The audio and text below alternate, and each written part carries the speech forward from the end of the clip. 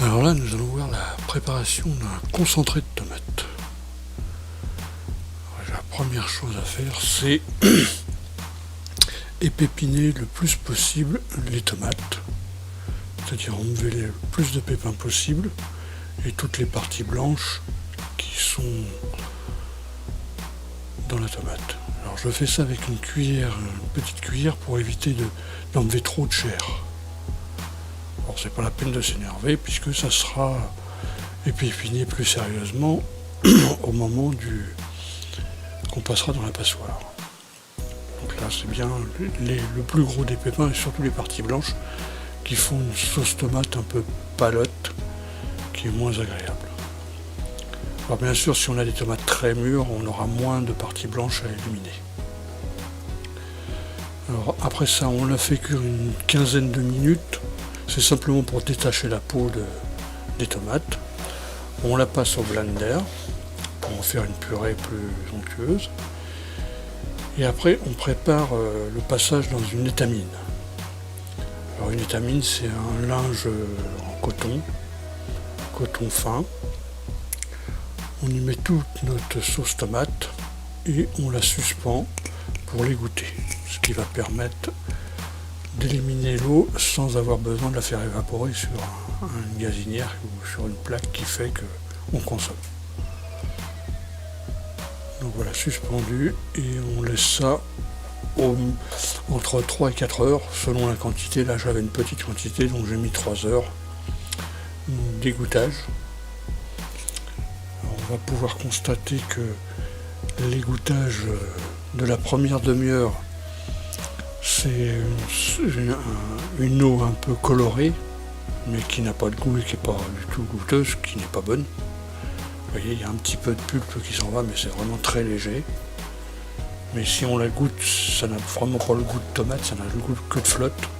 Donc c'est vraiment de l'eau colorée qu'on retire. Il n'y a que la première demi-heure et après ce n'est que de l'eau pratiquement pure qui sort.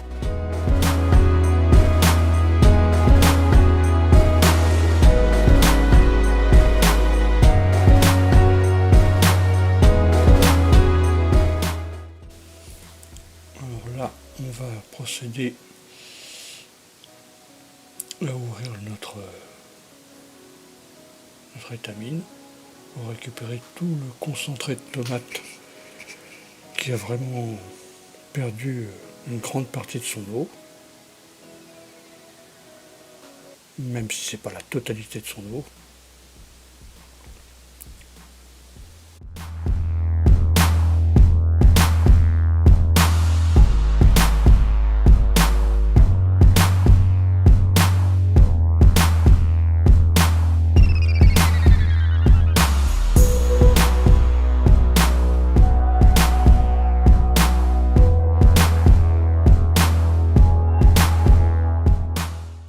Maintenant, on va la passer au tamis, au travers d'une passoire, pour vraiment enlever le reste de peau et de pépins qui restent encore dans ce concentré.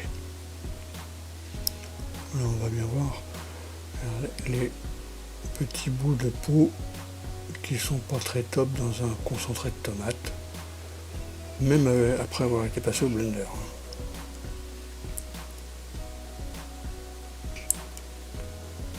On met tout ça dans une passoire à maille fine. Le plus simple c'est de prendre une louche et on écrase pour faire passer au travers.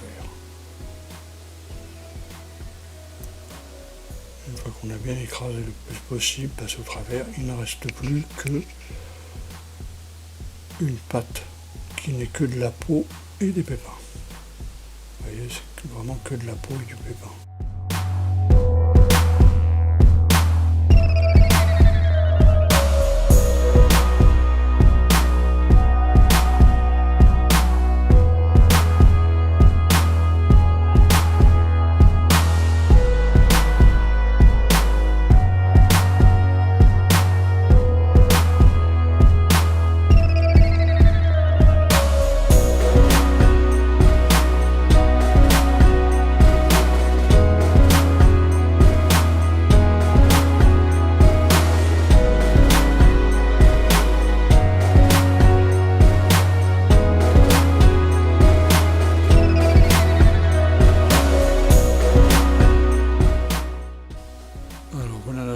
concentré terminé.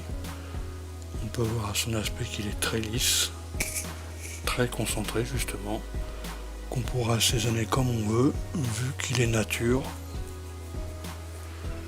Moi, personnellement, je le stérilise. Alors, si j'avais pu trouver des pots plus petits pour la stérilisation, parce qu'on en a besoin de très peu de quantité, vu la concentration de la tomate.